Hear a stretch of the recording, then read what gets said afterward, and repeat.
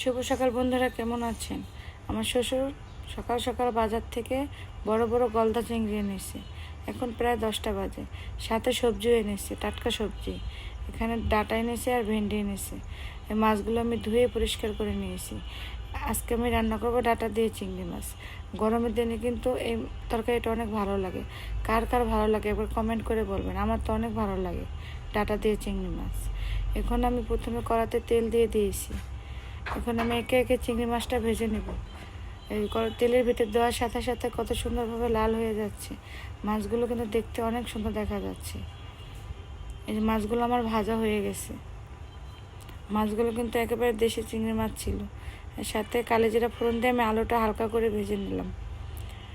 আলুটা আমার ভাজা হয়ে গেছে। এখন আমি সবজিটাও দিয়ে দিয়েছি। এখানে দিয়েছি আলু, বেগুন, কহি, ডাঁটা, অনেক রকমের সবজি দিয়েছি। এভাবে চিংড়ি মাছ কিন্তু রান্না করলে অনেক ভালো লাগে খেতে।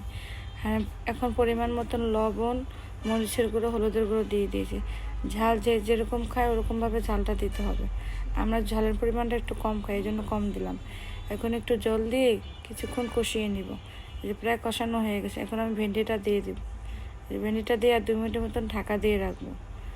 এই যে এখন আমার কষানো হয়ে গেছে। এখন আমি পরিমাণ মতন ঝোলটাও দিয়ে দেবো। এই মাছের তরকারিতে ঝোলের পরিমাণটা একটু বেশি লাগে। এখন আমি চিংড়ি মাছটা ছড়িয়ে দিলাম। এখন কয়েক মিনিটের মতন ফুটিয়ে নিব। দেখুন কত সুন্দরভাবে ফুটে গেছে। আর 2-3 মিনিটের মতন ফুটিয়ে আমি কালিজিরা বাটাটা দিয়ে দেব নামানোর আগে। এই যে আমি এখন কালিজিরা বাটাটা দিয়ে দিচ্ছি। নামানোর আগে কালিজিরা বাটাটা দিলে চিংড়ি মাছটা অনেক খেতে ভালো লাগে। দেখুন তরকারির কালারটা কত সুন্দর আছে, খেতেও কিন্তু অনেক ভালো হয়েছিল। ভালো লাগলে একটা লাইক কমেন্ট করে দেবেন।